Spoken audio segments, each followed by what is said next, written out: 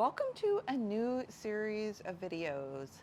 In this episode this week, I'm going to be talking about anxiety, hope, emotional flashbacks, and it's my goal in this new video format to share a little bit more about my own life experiences and journey and how I've moved through a series of challenges to find what feels like a really good aligned space in life. It's going to be a little bit about the work that I do in helping other people on their journey of recovery.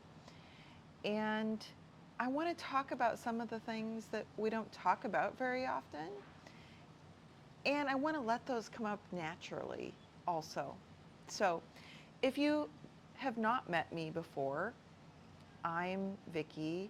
I work as a leadership coach, and I'm really specializing more these days in helping families overcome challenging generational circumstances that have left them feeling kind of traumatized and in chaos. And I love helping people rebuild their confidence. In fact, I published a book a few years ago called Confidence Unchained. So that'd be a great way to get to know me if you're new here. And one of the hallmarks of me for the last 4 years anyway has been that I've been a nomadic traveler. So almost 4 years ago, my youngest daughter, I have 3 kids, 2 sons and a daughter, and my youngest went off to college, and I packed all my stuff, what was left, in storage and began living between the US and Mexico. And so now in the last 4 years, every year I've spent significant chunks of time in Mexico. I'm actually now a Mexican resident, and that just means that I have freedom to come and go without the restrictions of a tourist visa. But right now I'm in my last week in Merida, Mexico. I've spent all but about 8 weeks of this past year in Mexico, and I'm now looking forward to going back to the US for a chunk of time and being with my family. So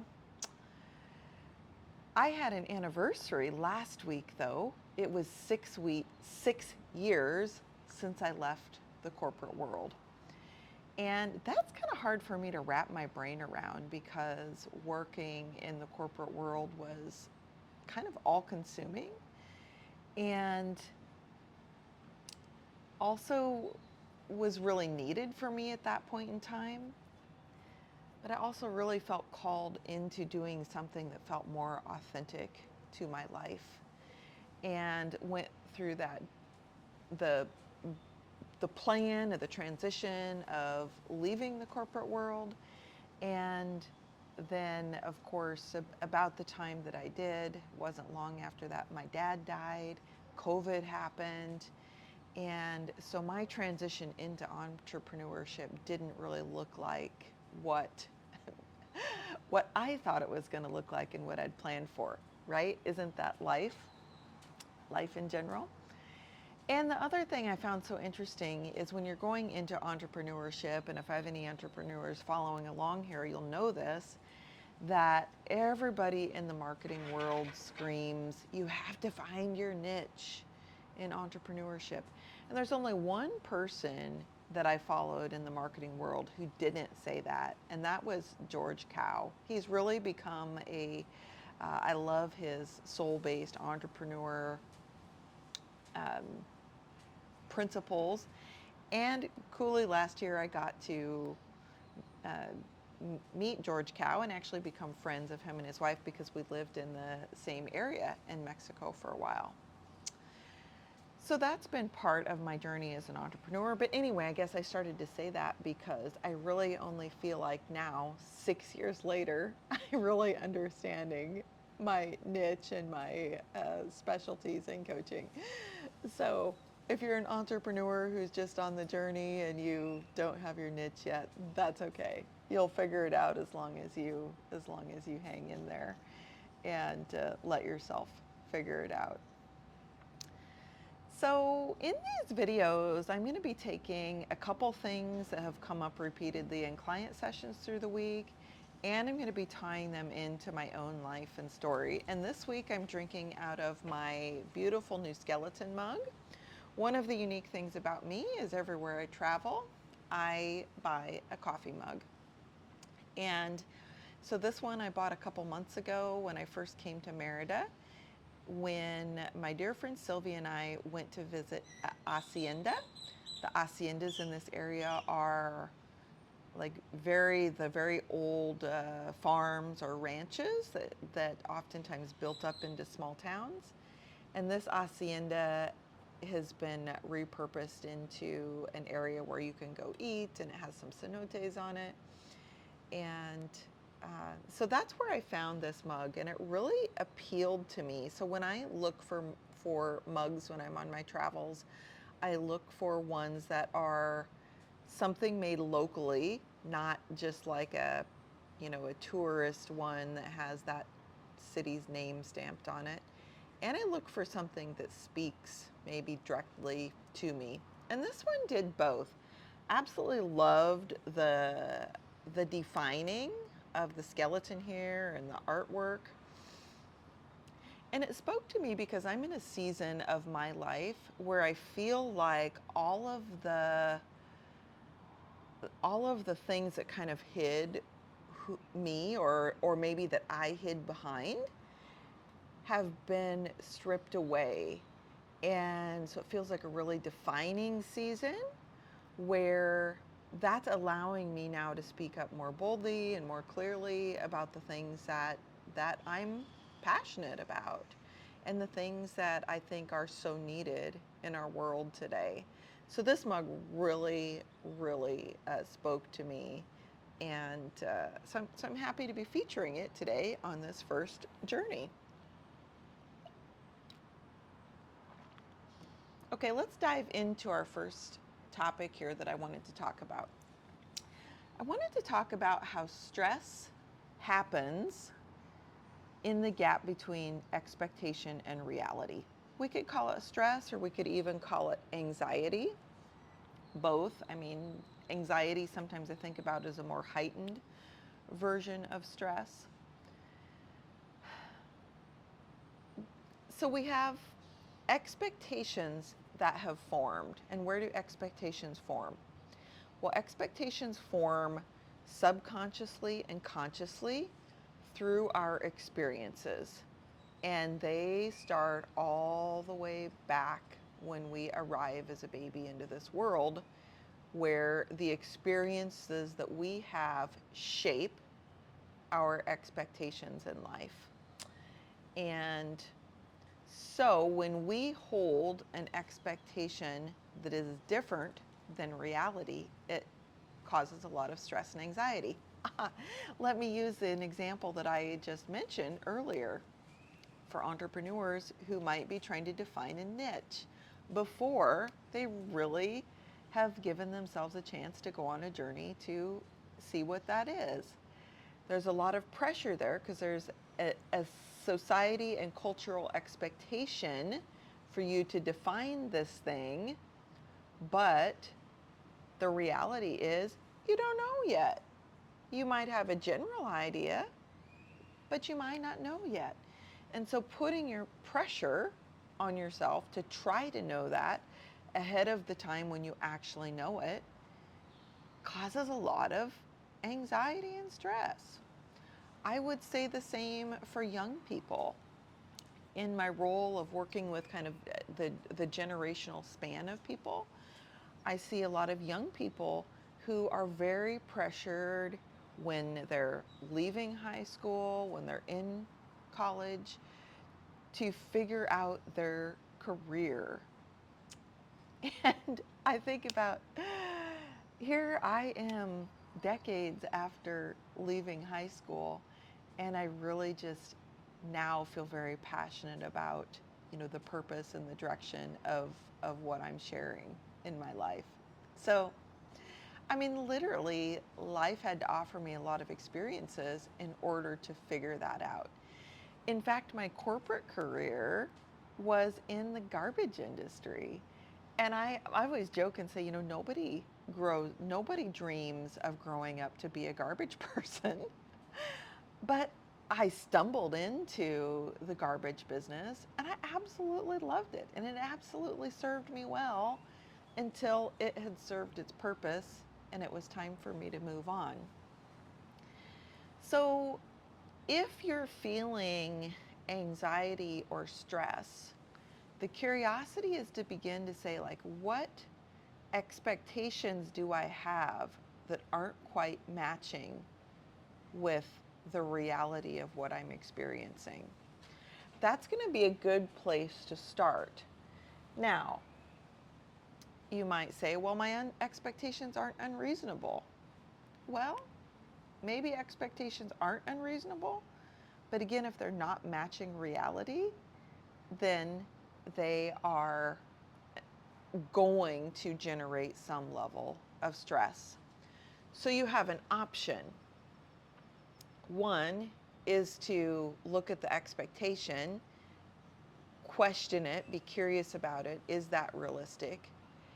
And two, if the expectation is realistic and your reality isn't matching it, then that's an invitation to do something to change something about your reality. But in that space, what's really curious is as long as we are in resistance to that reality and not in full acceptance of it, it's going to be hard for us to move forward and to move onward. So it seems a little bit illogical, but we have to be in full acceptance of reality before we can actually move on, whether that's adjusting our expectation or taking steps to actually adjust the circumstances that we're in. Okay. Another topic that came up a lot last week in conversations is hope and optimism. And this one is powerful for me because I used to be the world's biggest optimist. It didn't matter what happened, I could find the optimistic side of that. Now, I think that wore on the people around me, and while it can be a positive quality to be able to see all sides of things, what that actually does is it actually can prevent you from accepting reality at times. So, okay, so this is interesting. I had a client the other day come into a conversation and super optimistic. He's like, I'm the most optimistic person anybody has ever met. I'm like, oh, okay. I want to be curious about that because I want to learn, is that genuine optimism or is it a coping mechanism? And here's the difference. Like if optimism is a coping mechanism, it means that our optimism has to be as strong as the depth of our fear of what might happen. So let me say more. When I was that super optimistic person, I was that super optimistic person because I was holding in and repressing a shit ton of fear. And I didn't even realize it then, but that was my way of holding metaphorically the beach ball of fear underneath the water so I didn't have to look at it. And I did that through the power of optimism. Now, let's look at hope and optimism. Hope is having the belief that something might change to make your circumstance better. Hope can work a little bit of the same way, though. Hope can be, well, I hope this is going to change, but at the core, underneath, fundamentally, I don't believe that it can change. So that's one form of hope. And then I would say there's the bigger sense of hope, the hope or the belief that the choices you're making in your life are leading to a different place, a different outcome. So I think there's kind of two different forms of hope there. One is maybe grounded or surrounded with actions that you're taking that do have the opportunity to lead somewhere. And the other one, the hope that is really just disconnection, is more of a feeling of being stuck and being in despair, and maybe a fantasy thinking that I wish someday something would come along and pluck me out of this situation and that my situation would be better. I can genuinely say I've felt both in my life. Back when I was stuck in a marriage that was very difficult, I felt a lot of hope that was more the despair kind of hope, because I was maybe very unconscious as to understanding how my actions contributed to me staying stuck. I didn't feel like I had a lot of power to do any actions to keep to change the situation. And that actually kind of led to my journey of growth, where I finally decided I don't know what needs to happen, but I'm not willing to kind of put up with this level of misery anymore. And it led me on a journey to really change a lot of things and end up where I am today. And now I think as I've been on this entrepreneurial journey, I've had a different type of hope that is a hope of, hey, I'm making decisions now that are leading me in a direction of peace and joy and contentment in my life. And sometimes I could see that more clearly, and other times I, really still couldn't see that at all. So, okay, and let's go to the third thing I wanted to talk about today, which is emotional triggers. I'm sure as a human watching this, you have at times experienced an emotional trigger. Emotional triggers are when something happens in the environment around you, touches on a sore spot inside of you. Now, if we're not really conscious about this, it can seem like somebody does things to upset us. That person always annoys me, or that person's behavior always makes me angry. That type of language is disempowering language, because you're putting the control over your behavior outside of yourself on the shoulders of someone else. So someone else, you're saying, has the power to define how you behave. And that is very disempowering for you as an individual. Again, I've been there for a lot of time in my life. So that's one type of emotional trigger, where actually what's happening is there's some sore spot inside of you. You may not even realize that sore spot is there, but there's something about that person's behavior that touches that sore spot and it activates pain inside of you. That is one type of emotional trigger. There's a very different type of emotional trigger that happens to people who come from a background of complex PTSD. And I want to take a moment to define what complex PTSD is. We're probably more familiar in our world with the PTSD that comes from maybe a veteran who's been at war and they come back and they have some really defined symptoms from the things that they've experienced. We could call that maybe big T trauma, where there is a particular event or a very particular series of very obvious events that caused that for that individual. Then there is something called little t trauma, and little t trauma happens when a series of events that on the surface don't maybe even look harmful, but they happen repeatedly in a way that causes injury over time. This happens a lot, primarily when we think about children.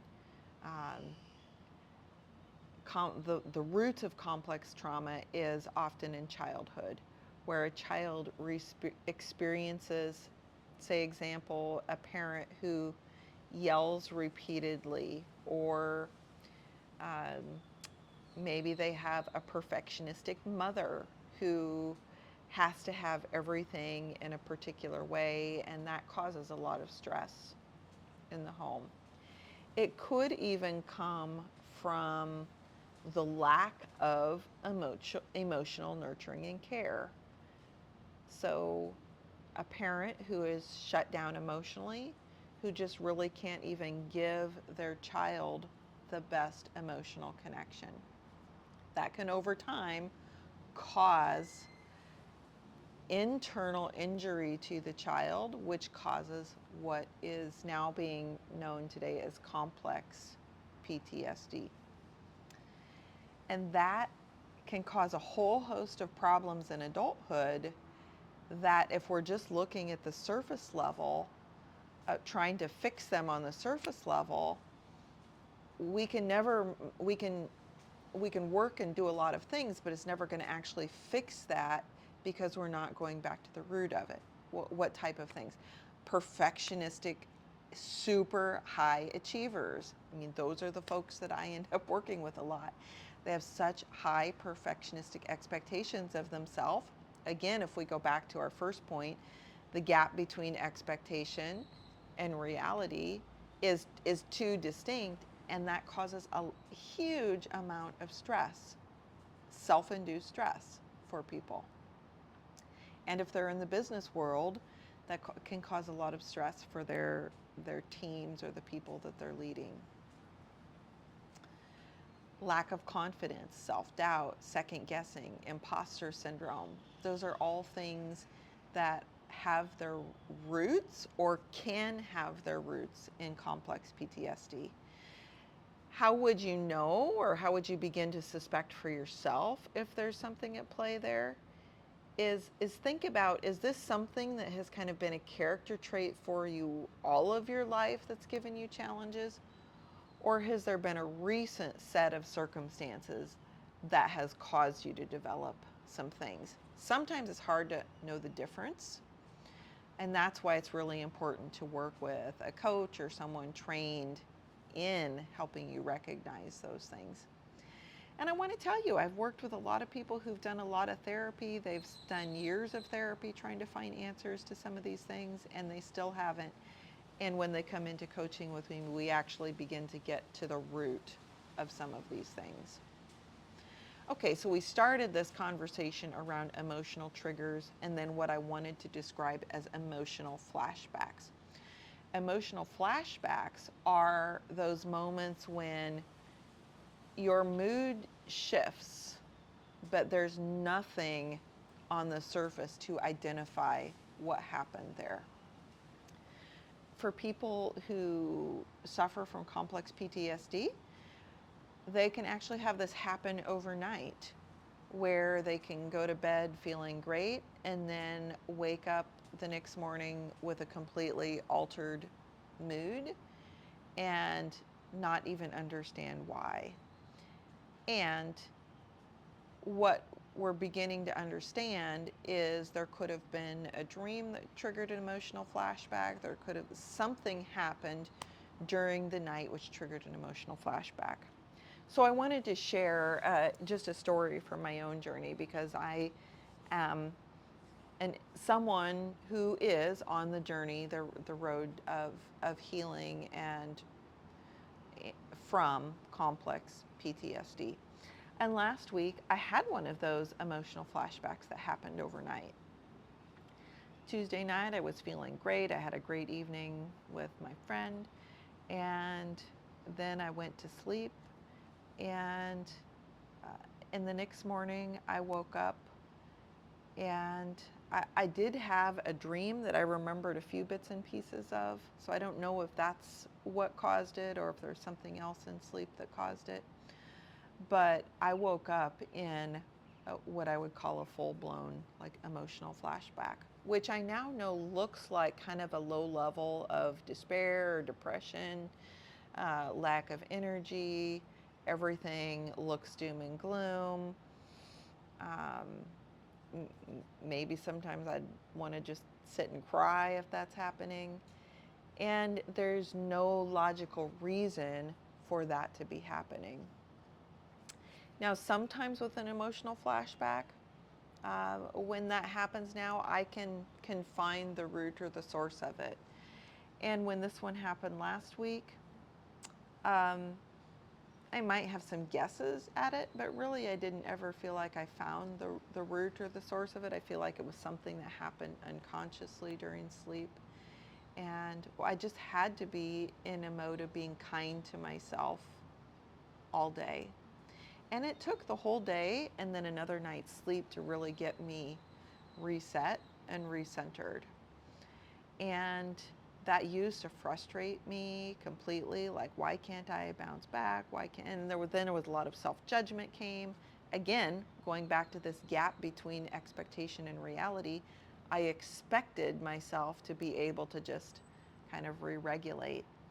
But one of something for future conversation of ours is the fact that one of the things that was missing for people who suffer complex PTSD is somebody in childhood who helped them re-regulate their emotions.